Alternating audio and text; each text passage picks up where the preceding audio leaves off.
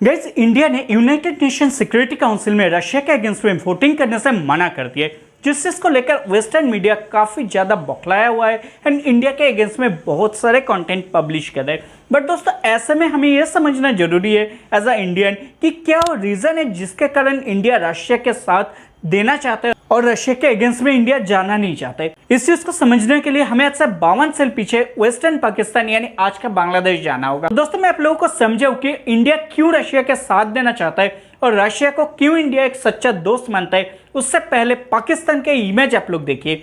जी बिल्कुल दोस्तों, आप सही देख कि पाकिस्तान के मैप और एक डॉग का डायग्राम बिल्कुल सेम है। बट दोस्तों, हम अगर पाकिस्तान को एक डॉग के साथ कंपेयर करें तो उस डॉग का रिस्पेक्ट नहीं किया जाता है, यानी उस डॉग के लिए भी बहुत ज़्यादा शर्मनाक हो जाता है कि उसको अगर एक पाकिस्तान के मैप के साथ कंपैरिजन किया जाए, क्योंकि डॉग जो होता है वो काफ़ी वफादार होता है। बट ऐसे में पाकिस्तान एक गद्दार कंट्री है, तो ऐसे में पाकिस्तान का कंपैरिजन एक डॉग के साथ भी किया नहीं जा सकता है। अब आता है मेन मुद्दे पर, यानी मेन इस वीडियो का मुद्दे पर कि क्यों इंडिया रशिया के साथ है।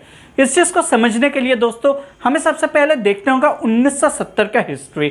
1970 में बांग्लादेश में एक असेंबली इलेक्शन होता है, यानी उस टाइम का ईस्टर्न पाकिस्तान में एक असेंबली इलेक्शन होता है जहां पर दो पार्टीज पार्टिसिपेट करता है। एक था बांग्लादेश आवामी लीग पार्टी, दूसरा पार्टी था पाकिस्तान पीपल्स पार्टी यानी पीपीपी। इस इलेक्शन में शेख मुजीबुर रहमान का आवामी लीग पार्टी 162 में से 160 सीटें जीतते हैं। तो ऐसे में दोस्तों वहाँ का प्राइम मिनिस्टर बनना था शेख मुजीबुर रहमान को। बट दोस्तों, इनको यहाँ का प्राइम मिनिस्टर बनाने से पाकिस्तान का आर्मी इनकार कर देता है एंड वहाँ का लोगों के ऊपर यह थोप दिया जाता है कि आप लोग बांग्ला के जगह आपका नेशनल लैंग्वेज होगा उर्दू एंड आप लोगों को उर्दू में बात करना पड़ेगा, उर्दू में लिखना पड़ेगा एंड आपका हर एक काम उर्दू में ही होगा। ऐसे में वहाँ का लोकल लोगों के अंदर काफ़ी ज़्यादा गुस्सा बनता है, क्योंकि हर कोई अपना मदर टंग से प्यार करता है। और इन्हीं चीज़ों को देखते हुए 7 मार्च 1971 शेख मुजीबुर रहमान ढाका में एक प्रेस कॉन्फ्रेंस करते हैं एंड इस प्रेस कॉन्फ्रेंस में शेख मुजीबुर रहमान जी ये कहते हैं कि हम अपना देश को यानी बांग्लादेश को पाकिस्तान से आज़ाद कराएंगे एंड हम अपना खुद का बांग्लादेश बनाएंगे। हमारा देश का नाम चेंज करके हम बांग्लादेश बनाएंगे जो कि एक स्वतंत्र देश होगा। और इसी चीज़ से बौखला जाता है पाकिस्तान उसके बाद जो बांग्लादेश का ये लड़ाई था इसको डोमिनेट करना शुरू करता है। और इसी चीज़ को लेकर 25 मार्च 1971 को शेख मुजीबुर रहमान को अरेस्ट कर लिया जाता है उनके घर से एंड इसके साथ साथ में वहाँ का लोकल लोगों के ऊपर टॉर्चर करना शुरू होता है। बांग्लादेश का लोगों को डोमिनेट करने के लिए बांग्लादेश में ही एक राजाकर करके वहाँ का वॉलंटियर बनाया था पाकिस्तान ने, जिनका काम था लोगों को मर्डर करना,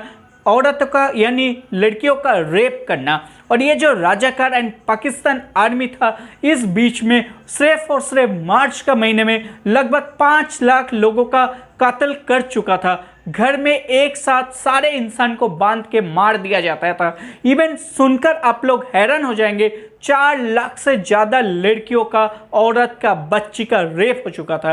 एंड ऐसे में दोस्तों बांग्लादेश का लोगों के साथ किस तरह का टॉर्चर हुआ है समझने के लिए आप ये चीज़ देखिए। यहाँ पे ऐसा भी हुआ है, पाकिस्तान आर्मी ने एक पिता के सामने उसका बच्ची का रेप किया है, उसके बाद बंदूक के सामने रखकर पिता से अपना बच्ची का रेप करवाया। इतना दर्दनाक कहानी के बाद पिता और बच्ची दोनों को मार देता था या तो इनमें से किसी एक को मार देता था। इस तरह का टॉर्चर, इस तरह का घिनौने हरकत पाकिस्तान आर्मी ने उस टाइम किया था बांग्लादेशियों के साथ में। इसी चीज को देखते हुए Indian prime minister Shrimati Indira Gandhi ji ने बांग्लादेश को हेल्प करने का निर्णय लिया। इतना ज्यादा टॉर्चर होने की वजह से बांग्लादेश से लोगों का पलायन होना शुरू हुआ, लोगों ने इंडिया में आना शुरू किया बीइंग अ माइग्रेंट रिफ्यूजी के तौर पर। और ऐसे में अगर देखा जाए सिर्फ और सिर्फ अप्रैल 1971 तक इंडिया में 10 लाख से ज़्यादा बांग्लादेशी रिफ्यूजीज आ चुका था, जिनको इंडिया का अलग अलग रिफ्यूजी कैंपों में रखा गया था। And Indian prime minister Shrimati Indira Gandhi ji ये चाहते थे बांग्लादेश का हेल्प करे एंड उसके बाद जो भी माइग्रेंट इंडिया में आए, जो भी रिफ्यूजीज आए, उनका घर उनको वापस कराया जाए। और इसी चीज़ को देखते हुए इंडियन गवर्नमेंट ने हेल्प करने का फैसला लिया। इंदिरा गांधी जी ने उस टाइम इंडियन आर्मी चीफ से बात किया अप्रैल के महीने में कि बांग्लादेश पर इंडियन आर्मी के द्वारा अटैक करने के लिए, पाकिस्तान के साथ लड़ने के लिए। बट इंडियन आर्मी चीफ की तरफ से इंफॉर्मेशन दिया गया कि अप्रैल से लेकर नवंबर तक के बीच में ईस्टर्न साइड में काफ़ी ज़्यादा बारिश के मौसम रहते हैं। ऐसे में दोस्तों उस टाइम अगर इंडियन आर्मी वहाँ पर अटैक करते तो काफ़ी ज़्यादा मुसीबत हो जाता, कैजुअलिटीज बढ़ सकता था एंड इंडिया के लिए भी प्रॉब्लम हो जाता एंड बांग्लादेश को भी स्वतंत्रता मिलने में प्रॉब्लम हो सकता था। इसीलिए उस बीच में वहाँ लोकल जो मुक्ति बाहिनी बना था उनको इंडियन आर्मी ने आर्म्स देकर हेल्प करना शुरू किया एंड अपना आर्मी को अप्रैल से नवंबर के बीच में बांग्लादेश का कंडीशंस के साथ मैच करने के लिए उनको ट्रेन करना शुरू किया गया है एंड धीरे धीरे अपना आर्मी को वेस्टर्न साइड से, यानी पाकिस्तान जो वेस्ट पाकिस्तान था उधर से शिफ्ट करके ईस्ट पाकिस्तान यानी बांग्लादेश की तरफ शिफ्ट करना शुरू किया गया है। और इसी चीज़ को देखते हुए पाकिस्तान ने सोचा कि अभी हमारा वेस्टर्न साइड का जो बॉर्डर्स है वो खाली पड़ा हुआ है और ऐसे में हम बहुत ही आसानी से इंडिया पे अटैक कर सकते हैं, इंडिया का बहुत सारे एरिया हम अपना कब्जे में ले सकते हैं।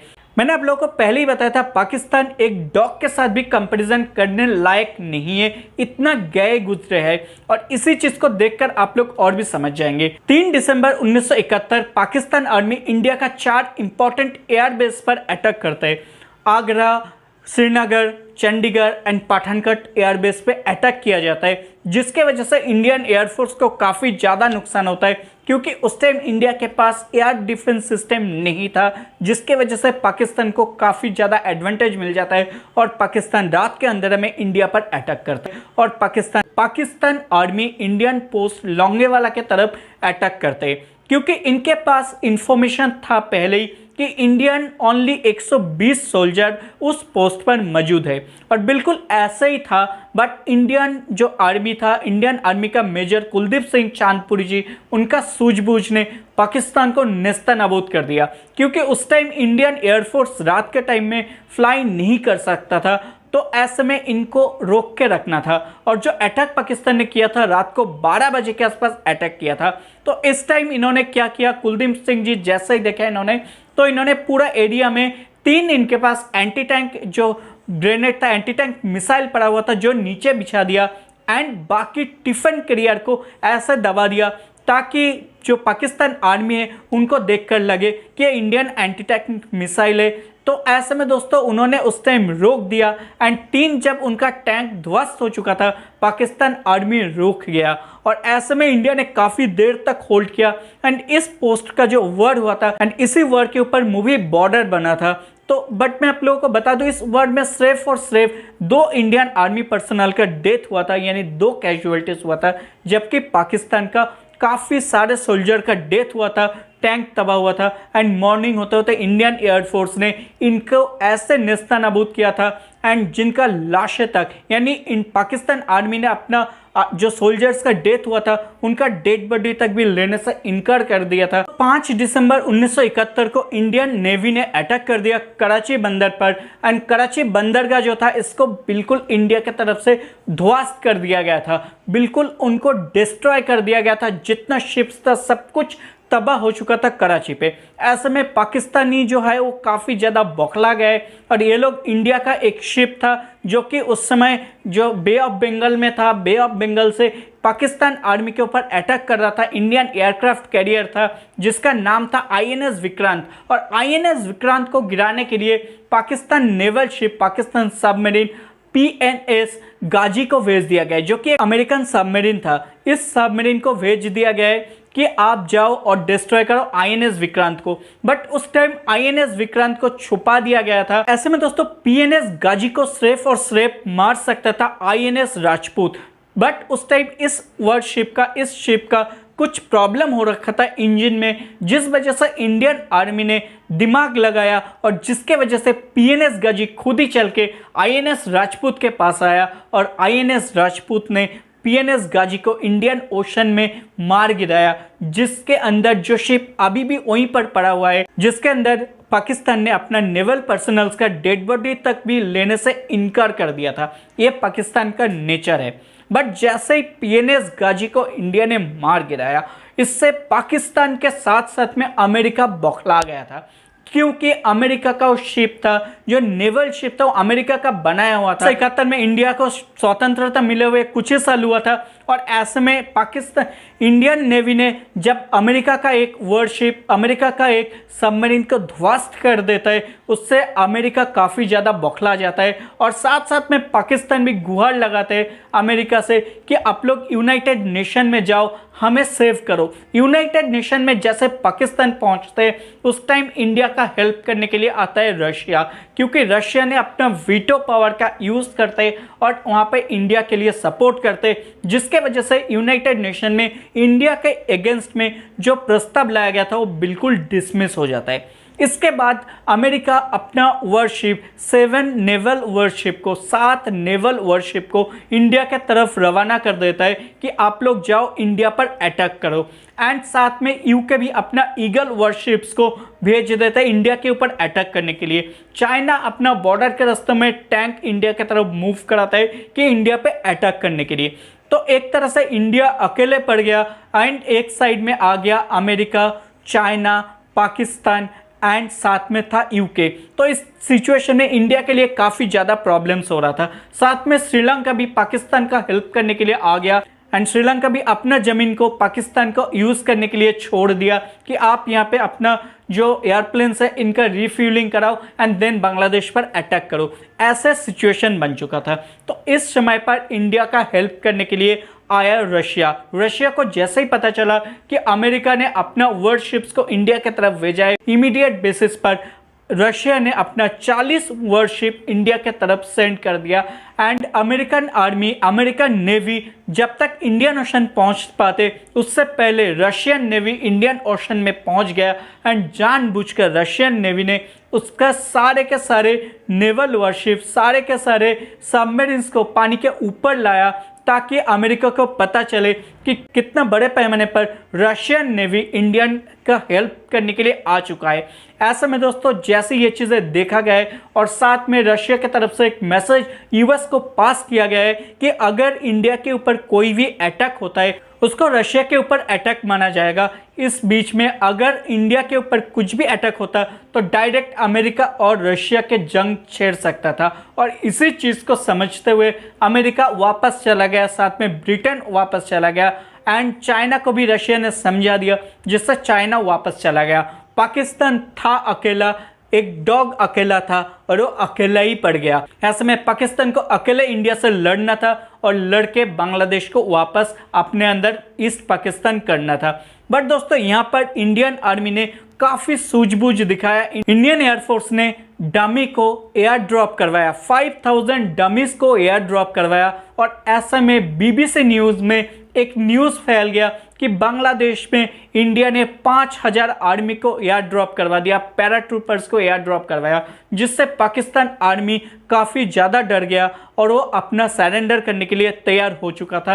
एंड पाकिस्तान आर्मी ने यूएस को इन्फॉर्म किया कि आप लोग इंडिया से बात कीजिए कि हम सरेंडर करने के लिए तैयार है। एंड इस बीच में इंडिया का लेफ्टिनेंट जनरल निर्मलजीत सिंह जी ने सिर्फ और सिर्फ आधा घंटे का टाइम दे दिया, मोमेंटम दे दिया पाकिस्तान आर्मी को कि अगला हाफ एन आवर में आप लोग सरेंडर करो या तो हम लोग आपके ऊपर अटैक करेंगे, जिस चीज़ से पाकिस्तान काफ़ी ज़्यादा डर चुका था।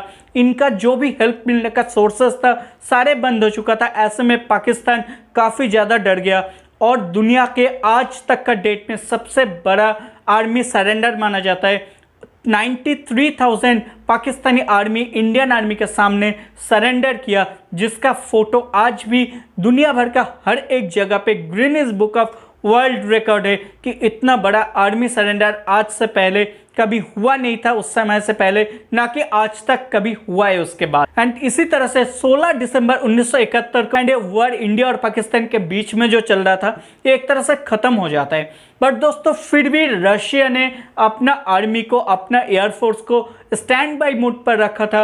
इंडियन ओशन में उसके 21 दिन बाद तक रशियन आर्मी रहा, रशियन एयरफोर्स रहा एंड रशियन नेवल शिप्स रहा, जिसके वजह से इंडिया को काफ़ी अच्छा और काफ़ी ज़्यादा प्रोटेक्शन मिला। रशिया ने इंडिया को प्रॉपर तरीके से अकेले में प्रोटेक्ट किया। जब इंडिया पूरा दुनिया के सामने अकेले पड़ गया था, एक सच्चे चीज़ के साथ देते हुए भी इंडिया अकेले पड़ गया था। अमेरिका जैसे देश जब लोगों के ऊपर अत्याचार हो रहा था उनके साथ ना देकर पाकिस्तान के साथ दिया था, तो उसी टाइम पर रशिया इंडिया के साथ रहा, रशिया ने इंडिया को सपोर्ट किया। और आज शायद अगर इंडिया सही है, अगर इंडिया सही सलामत है, अगर हर एक इंडियन सही सलामत जिंदा है, तो सिर्फ और सिर्फ रशिया के वजह से है। तो ऐसे में दोस्तों हर एक इंडियन को चाहिए रशिया का सपोर्ट करना, और इसी वजह से रशिया के अगेंस्ट में इंडिया नहीं जाता है। तो दोस्तों ऐसे में यही एक फैक्ट था जिसके वजह से आज भी इंडियन आर्मी अगर सही सलामत है, अगर आज हर एक इंडियन